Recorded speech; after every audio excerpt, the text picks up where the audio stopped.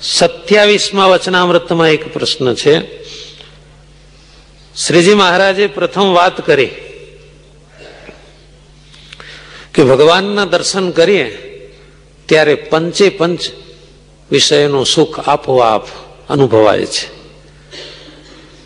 એવું ભગવાનનું સ્વરૂપ બહુ દિવ્ય છે. અને જે હરિભક્તને ભક્તિનો ખપ હોય, સંત સમાગમનો ખપ હોય, તો તે ગમે એવો પોતાનો સ્વભાવ હોય એ ટાળી અને સંત કહે એમ એની મરજી પ્રમાણે વર્તે. ગમે એવો સ્વભાવ એટલે ચૈતન્ય સાથે જડાઈ ગયો હોય છતાં સત્સંગના ખપવાળો હોય એ ટાળી નાખે.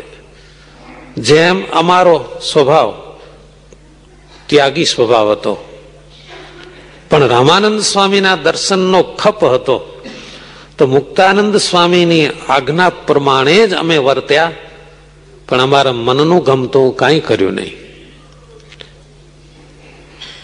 અને વળી કોઈ હરિભક્તને આંટી પાડવી હોય તો એવી આંટી પાડવી કે વર્તમાનની આંટી પાડવી હોય તો એ પાડવી કે ના, હું આ પ્રમાણે મહારાજની આજ્ઞા પાળીશ, હું આ રીતે જ રહીશ. પણ આ ઠેકાણે આસન કરું તો મને ઊંઘ આવે, પહેલી જગ્યાએ પથારી કરું તો ઊંઘ નહીં આવે, આવી આંટી નહીં પાડવાની. વર્તમાનની આંટી એ તો બહુ માલ છે, એ એવી આંટી રહેતો તો ઘણું સારું, પણ બીજા સ્વભાવની આંટીમાં તો કઈ નથી. સંત મુકાવે ત્યારે મૂકી દેવી, એમાં મૂઢપણું નહીં રાખવાનું. ઘણાને ટેવ હોય છે અમે આંટી પકડી. સ્વામિનારાયણ ભગવાન એને બાળક સાથે સરખાવે છે. બાળક છે ને એ મૂઢ છે, એને મુઠ્ઠીમાં બદામ જાલી હોય. એ જમાનામાં બદામની કોઈ વેલ્યુ નહોતી.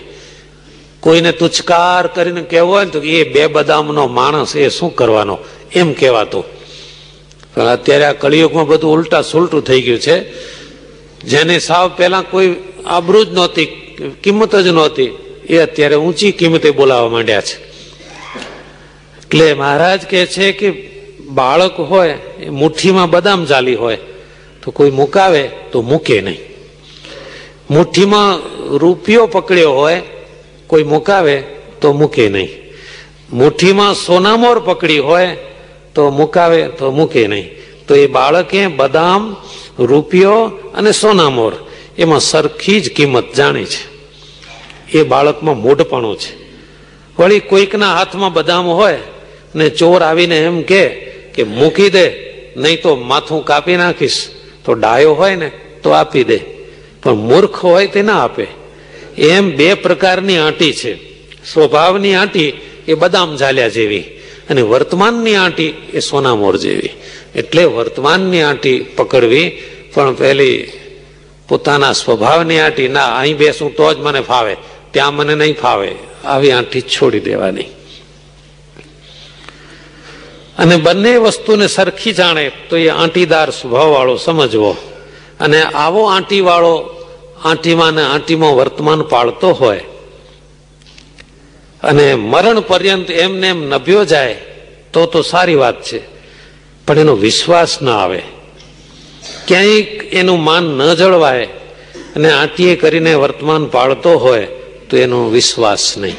બીજું, આંટીએથી વર્તમાન પાળતો હોય એને રાજર્ષિ કહેવાય, અને ભગવાનની પ્રસન્નતા માટે વર્તમાન પાળતો હોય, ભક્તિ કરતો હોય એને બ્રહ્મર્ષિ કહેવાય. વળી શ્રીજી મહારાજે એમ વાત કરી કે માન, ઈર્ષા અને ક્રોધ, એમાં એ 3 દોષ કામ કરતા અતિ ભૂંડા છે. કામી ઉપર તો સંત દયા કરે, પણ માની ઉપર ન કરે, કારણ કે માનમાંથી જ ઈર્ષા અને ક્રોધ ઉપજે છે અને એ સત્સંગમાંથી પડી જાય છે. માન, ઈર્ષા અને ક્રોધ એ 3 ઉપર અમારે પણ અતિ અભાવ રહે છે. તે અમારા જે લખેલા વચનો હશે એ વિચારશો તો જણાઈ આવશે. માટે અમારા આશ્રિતોએ ભગવાનનો મહિમા સમજી અને માન, ઈર્ષા અને ક્રોધ એને જરૂર ટાળવા. વળી શ્રીજી મહારાજે એમ વાત કરી કે ભગવાનનો નિશ્ચય કોને કહેવાય?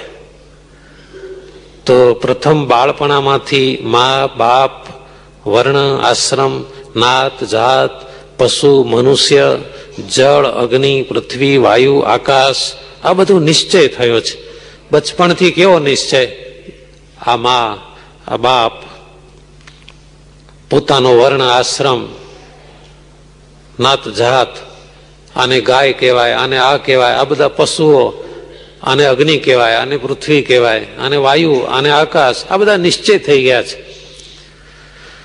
એવી જ રીતે સાક્ષાત ભગવાનના ઉપાસક એવા સંત, એ સંતના વચને કરીને ભગવાનનો નિશ્ચય થાય, દ્રઢ નિશ્ચય, જેવા ઉપર ગણાવી વસ્તુનો નિશ્ચય થયો છે એવો નિશ્ચય થાય, એનું નામ નિશ્ચય. પછી વડોદરા વાળા નાથ ભક્તે પૂછ્યું, મહારાજ, જેને ભગવાનનો એવો નિશ્ચય હોય અને એના સગા સત્સંગી ન હોય તો એના સગાનું કલ્યાણ થાય કે ન થાય? આવું ઘણી વાર બને છે સમાજમાં. કોઈ ભાઈ બહુ સારા ભક્ત હોય, સારા સત્સંગી હોય, પણ એના કુટુંબીઓમાં કંઈ ન હોય.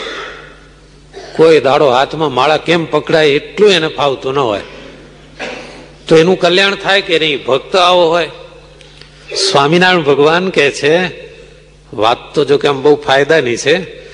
સ્વામિનારાયણ ભગવાન કહે છે કે એના સંબંધીને, એને વિશે હેત હોય તો કલ્યાણ થાય.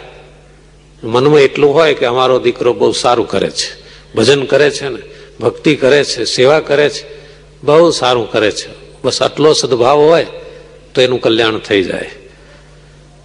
નહીં તો એમ થાય કે અમારો છોકરો તો એવો ભરાણો છે, આવી ઠંડીમાં વહેલો ઉઠીને ભાગમ ભાગ કરે છે. શું આપી દેવાના છે બધા કે વહેલા ઉઠીને દોડા દોડ કરવી? તો જમપુરીમાં જ જાય. એટલે પોતાનો દીકરો હોય કે સંબંધી, એ ભજન ભક્તિ કરતો હોય, એના ઉપર હેત હોય, એનો સદભાવ હોય તો એનું કલ્યાણ થાય, એના પિતૃઓનું કલ્યાણ થઈ જાય છે. એના સગા સંબંધી મૃત્યુ પામી ગયા હોય અને ગમે ત્યાં સ્વર્ગમાં કે ધરતી ઉપર ભટકતા હોય, એના મનમાં એમ થાય કે અમારા કુળમાં એક ભક્ત બહુ સારો પાક્યો છે, તો એનું કલ્યાણ થઈ જાય છે. વળી શ્રીજી મહારાજ એમ બોલ્યા,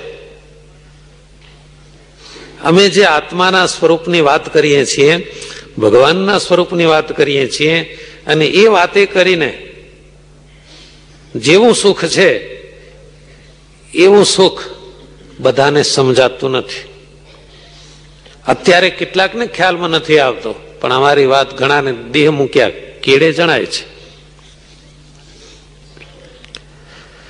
માટે અમે જે વાત કરીએ છીએ, વાર્તા સાંભળીને મનન કરજો, નિધિધ્યાસ કરજો, તો એનો સાક્ષાત્કાર થશે અને પછી અમારી વાતનો સાચો આનંદ તમને આવશે.